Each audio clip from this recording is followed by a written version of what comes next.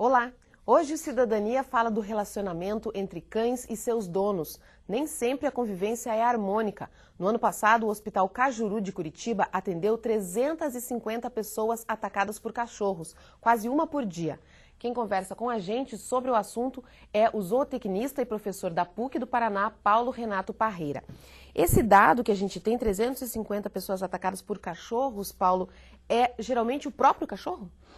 Exatamente, geralmente são cães conhecidos, né? Ou é o cão do proprietário, ou é o cão da família, ou de um vizinho. Dificilmente um cão de rua, o cão vira-lata, aquele que não tem residência, ele vai atacar alguém. É muito arriscado para ele se expor e atacar alguma pessoa. Então, geralmente, esses casos de ataque são com cães conhecidos. E isso se tornou tão grave que vocês resolveram criar uma campanha, é isso? Sim. Foi uma iniciativa do Hospital Cajuru, né, por conta do número elevado de atendimentos, né, quase um por dia ao longo do ano de 2010, de realizar essa campanha. Porque a melhor forma de se prevenir o ataque é antecipar, é você ter uma estrutura e ter todo um conhecimento para evitar esse ataque. Porque, na verdade, esse número ele deve ser bem maior. Sim. Porque não é todo mundo que vai até o Cajuru. Sim. E não é todo mundo que chega a procurar um hospital. Sim. Às vezes, a agressividade do cão, o cão morde o dono, mas não chega a fazer um ferimento muito grande. A pessoa acaba, muitas vezes, resolvendo em casa e segundo relatos do pessoal da emergência do Cajuru, muitas pessoas adentram o hospital e dão entrada no hospital para atendimento e só como se fosse um machucado. Não relatam que foi um ataque de cão. Então, isso acaba até passando pela triagem, não é relatado como um caso de ataque de cão, então esse número pode ser muito maior. Mas isso é importante que a pessoa diga que é um ataque de cão, até porque o tratamento do hospital vai ser diferente. Sim. Só que às vezes é um machucado tão superficial, às vezes é um arranhão, alguma coisa, que a pessoa acaba indo lá só para fazer um curativo e acaba nem relatando. Acaba não sendo algo tão grave assim.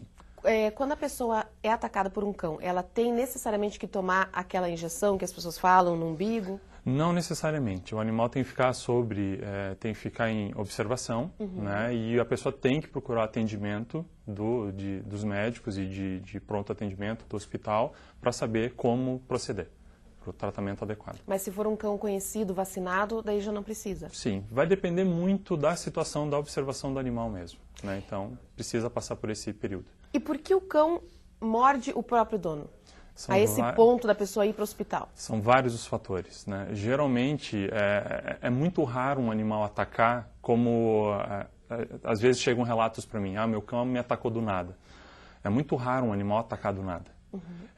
Existe até alguns tipos de agressividade, né, que o animal pode atacar sem motivo algum, mas é muito raro acontecer. Geralmente o animal ataca ou por medo ou por dominância, seja do proprietário ou seja de um território. E muitas vezes o animal dá sinais de que ele vai atacar e o proprietário não lê isso, né? O proprietário não consegue enxergar. Então muitas vezes o cão, ele começa a se tornar possessivo. Então é um cão que toda vez que o proprietário se aproxima da comida, ele rosna.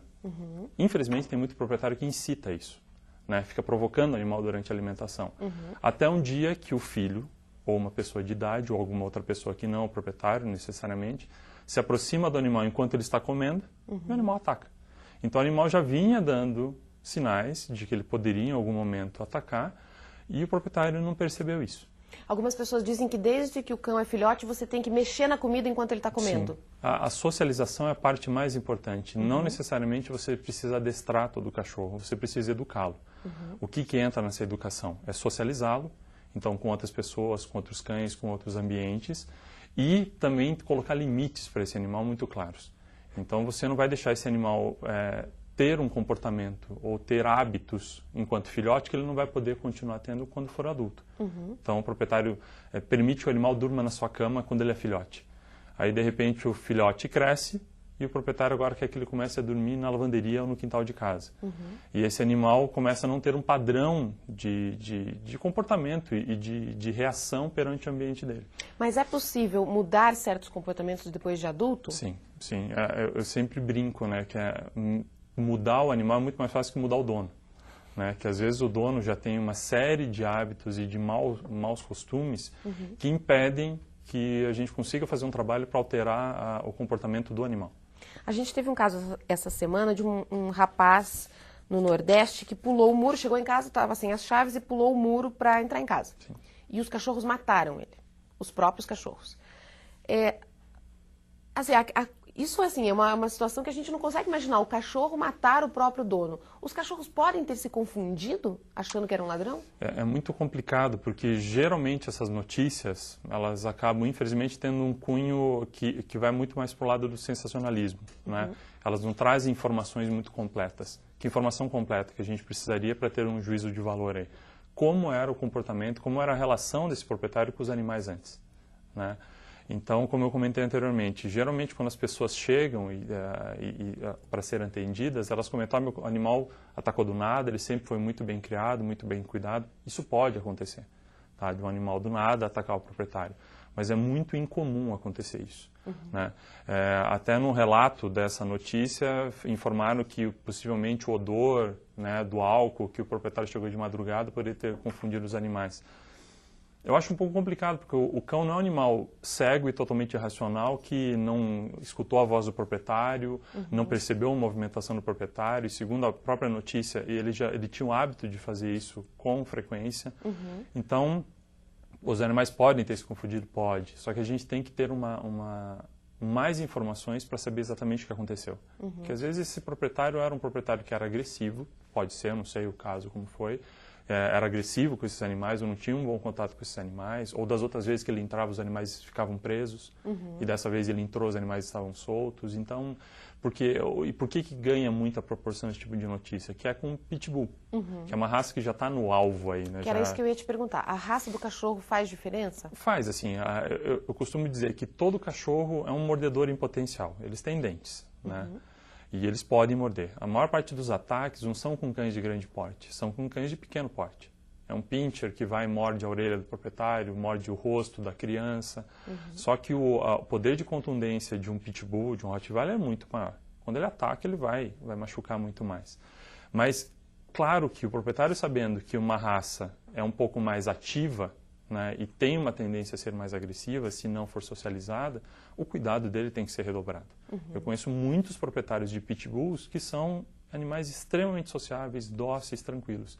Então é complicado a gente estigmatizar a raça, porque a gente acaba tirando a responsabilidade do dono, que em última instância é o responsável por aquele animal, desde o dia que adquiriu. Então se a pessoa sabe que não tem como controlar um pitbull, não tem. E como que o cio ou o cheiro do cio, no caso dos machos, interfere na agressividade? Faz com que o cachorro seja agressivo? Isso acontece? Pode acontecer, mas geralmente isso pode acontecer para aqueles animais que não foram socializados, não foram trabalhados, porque o animal, em época de cio, principalmente o macho que percebe fêmeas, ele acaba se tornando mais territorialista. Né? Mas se ele está dentro de um ambiente, onde ele foi socializado, ele conhece as pessoas daquela família, ele não vai se tornar agressivo por conta disso. Não quer dizer que o cio liga uma chave de agressividade no animal. Pode acontecer? Pode. A gente está falando de ser vivo. Né? Eu já ouvi histórias de pessoas que levaram o cão para cruzar e o cão não conseguiu cruzar por algum motivo e depois que voltou para casa ele ficou agressivo. Pode, como eu comentei antes, né? A gente tem que saber o que aconteceu. Né? É difícil pode parecer um pouco assim. invasivo, mas tem que entender o contexto. Né? Como que esse animal foi, como que ele voltou, que situação ele encontrou em casa quando ele voltou. Né? É claro que a situação hormonal, assim, em machos, transforma os animais em seres mais possessivos e mais territorialistas. Isso pode acontecer. E castrar é uma solução às vezes? Sim, pode ser. O animal tende a ficar mais tranquilo, mais calmo. Mas né? não quer dizer que ele vai deixar de ser agressivo. Não quer dizer. O animal, mesmo os proprietários geralmente me perguntam, se eu fizer a castração do meu animal, a questão, o comportamento de demarcar território vai cessar? Não necessariamente. Não tem uma relação direta, não tem estudos ainda que comprovam que a castração acaba com o problema da agressividade ou acaba com o problema de demarcação de território. Sempre ao contexto, como esse animal foi criado. Né? Então, no caso do animal não ser castrado, se o animal não foi socializado e não foi educado, isso pode ser um agravante. Algumas pessoas, às vezes, estão brincando com o cachorro e são mordidas. Quanto disso é agressividade e quanto disso é um acidente mesmo? Que a pessoa está brincando, sei lá, às vezes alguma aquelas brincadeiras Sim, que o cachorro tem, às vezes, brincadeira de até com o outro luta, cachorro e tal. Os cães, eles têm desde filhote, faz parte do conjunto de comportamentos as brincadeiras de luta. Isso faz parte do desenvolvimento. Se a gente vê filhote numa ninhada, a gente vai ver que desde cedo eles começam a brincar de luta entre eles. Isso é muito importante para o animal, que ele começa a aprender limites.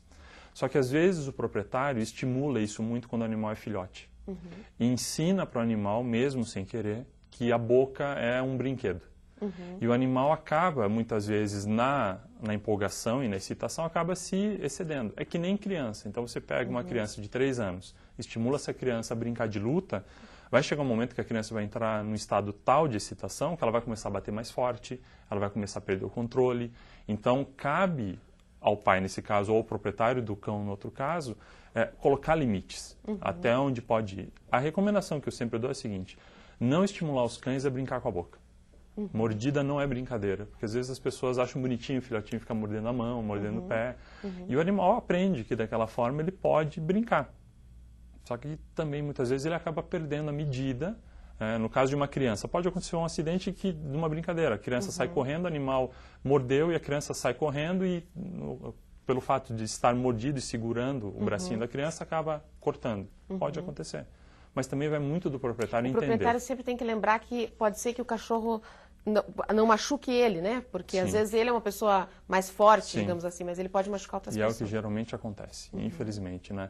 O cão, muitas vezes, ele tem a agressividade transferida. Muitos casos que a gente escuta e vê noticiado, o animal atacou uma pessoa de idade, atacou uma criança. Então, às vezes, o proprietário é mais rude, é uma pessoa que tem força física e consegue controlar o animal, e acaba estimulando esse animal a ser agressivo. O animal entende que com o proprietário ele não consegue medir forças, mas ele aprende que com outras pessoas ele pode tentar medir. E é aí que acontecem os acidentes. Então, Paulo, a gente vai fazer um intervalo, depois a gente fala então esse passo a passo de como socializar. Você falou os cães, o intervalo é bem rapidinho, não sai daí um instante só.